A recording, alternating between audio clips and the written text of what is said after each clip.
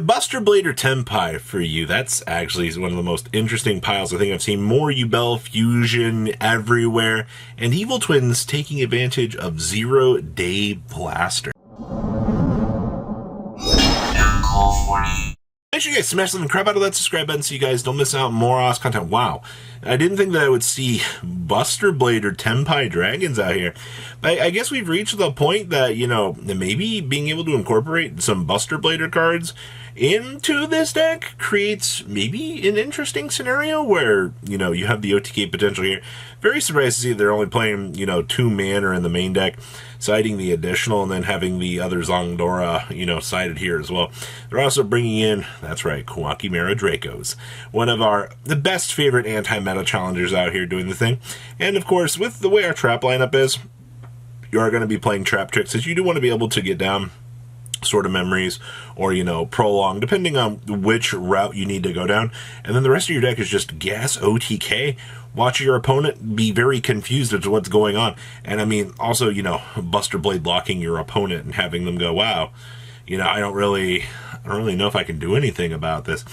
A little soft log like this is actually quite genius. Being able to basically, you know, punish your opponent is actually pretty good. I don't think people realized it yet, but the best way to beat Tenpai Dragons is to use Tenpai Dragons and the Buster Blader lock on your opponent. Just have them go, wow, yeah, I can't do anything about that. And of course, the standard... I too love the fact that this deck is able to take advantage of Heatwave, going second, Yu-Gi-Oh! And then OTK. Alright, well, I guess we have more of our pile innovations out here.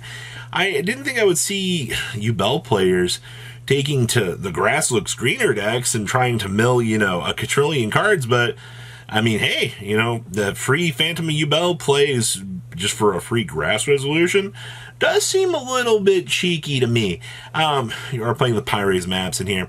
I also want to point out in here that basically, if you get gridlocked by Yubel, of all decks, basically your opponent forces you into this grind situation with just a Yubel set up on the field. And they're like, well, you know, they're just going to keep infinitely attacking whatever monster you have. You're going to be in such a terrible position. Like, it's actually kind of insane. I'm genuinely impressed that Softlock Kaiser with Yubel, with the battle phase reflection damage on your opponent, is probably going to steal you way more games than it actually should. I also see you are playing a Skullmeister in here. I think this build tried to diversify its hand traps very easily. It's interesting you're playing, you know, 60 cards. Like, you're only playing two Drolls. You're playing 1 Nib. But I guess the logic here is you want to hit as many keynotes as you can with the Crossout Designator to at least make sure that we can cover as much of our bases as we can. Once again, do not underestimate how good the Phantom of Yubel is for basically turning these decks into some insane BS. Alright, what else we got back here? This is just a nice little homage to Evil Twins. This is, honestly, it's happy to see that, you know, we're actually just trying the old slow grind out here, but there was one card that caught my attention for this deck. This deck is playing 0-Day Blaster. Now, for those of you that have forgotten what in the world this card is, it lets you tribute a Dark Link monster and then target cards on the field equal to its Link rating and destroy them. So you're telling me, Dark, I can pop 2. We have literally just, you can pop this, draw, or pop 2 cards. Like, it's, I don't know if it's the best use, but it's definitely something that you can take advantage of with the 0-Day Blaster, put your opponent into a really bad position, and just be like, what in the world is going on here? Plus, you know, you want to be able to revive this every single turn, because, you know, you want to get as much advantage as you actually can with these cards. So, definitely cheeky. That's, I guess that's it. I mean, the rest of this deck is incredibly standard for the Evil Twin package. More 60-card piles. Today, though, we're starting off more of the Paleozoic innovations. I do see here a redeemable jar. You can banish a trap card from your graveyard. Add from your graveyard to your hand 1 trap with a different original name from that banished card. You can only use this effect of redeemable jar once per turn. Oh, I see. You know all these little paleo traps that, you know, basically are going to get banished? Oh, hey, you know that transaction rollback that you just banished to activate an effect? This little stupid card right here gives you a resource to be able to recycle those cards and puts you into, well, actually kind of a crazy position here. I didn't think I would see Redeemable Jar actually taking advantage of this, but this is good. We're also playing Reasonings. I mean, your levels are, what, 1, 2, and you're actually playing a lovely lady in this deck as well. I also do see that we are playing Accumulated Fortune here. I'm actually kind of surprised to see Accumulated Fortune showing up in this deck. This is one of those cards that, obviously Chainburn wants to take advantage of because it wants to be able to get to as much draw power as it actually can. Replenishing those resources, you're kind of knocking things down. So it's kind of what you're seeing here. And of course, you have Wabakus for Tenpai Dragons.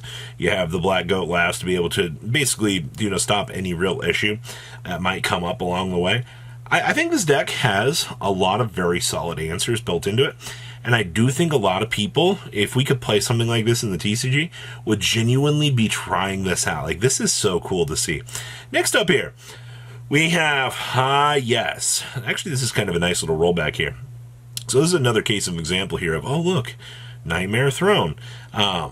Man, being able to just toggle. So the cool thing is this is just using the Dark Beckoning Beast here as like a little sub package to be able to filter through some little basic bodies on the field for either, mini link climbing, discard extension fodder, or the ability just to kind of climb up along the way. I mean, you are playing, the Regulus package kind of is like the base of this deck, which means, hey, we need to make sure that we have things to filter off for these.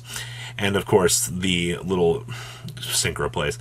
I will say the Crimson Gaia package, being able to just kind of be the heart and soul of a deck like this, is really good. Thank you, One of Skill Drain, for still being an absolute monster. Also, only one trade-in, but they are playing one copy of Charge in here as well. So you've got your options definitely set up for what you want to have for this deck. So cool to see this. Next up here. Oh, man. Pendulums. Wow. What I find very hilarious about this is they do have room here. There's also, they're playing the Nightmare Throne in here.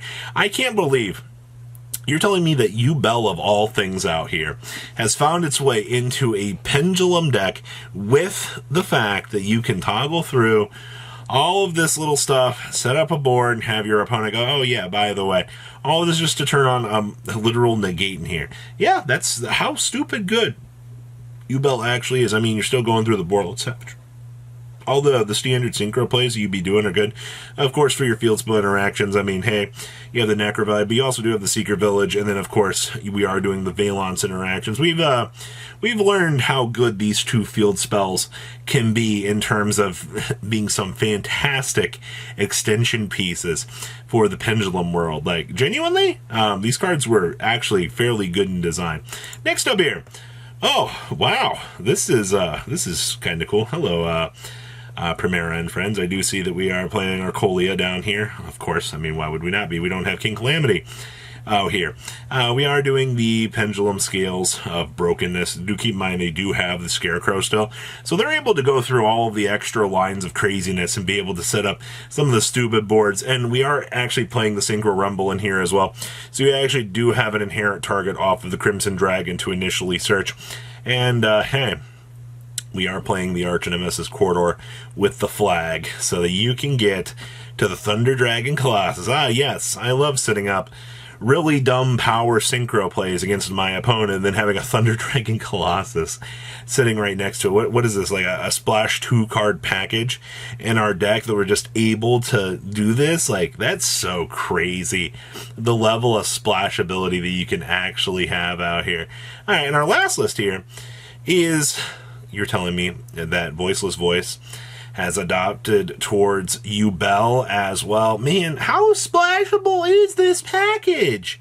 All right, they're playing 2 of them in here. Well, to be fair, this build is playing Extrav in here, so it does want to be able to toggle through, get as much draw power as you actually can. I do see down here, Extra deck looks, I mean, pretty standard. The Odd Eyes Meteor Burst Dragon is a pretty straightforward addition here.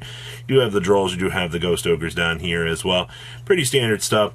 Still playing 1 copy of the Blessings, and yeah, there's not really much else to really say about this. We're also on the 1 Sarvis, but this build is playing the 1 Odd Eyes Pendulum Graph, so I think that's actually fine, all real things considered. Wow! that's actually an impressive OCG weekend here. I definitely am liking what I'm seeing. There's a lot of cool ideas circulating around here. We'll just have to wait and see how things go for the future. So please, leave a comment down below, tell me what you guys think. I'll see your beautiful faces back here in a day, guys. Patrons, thank you.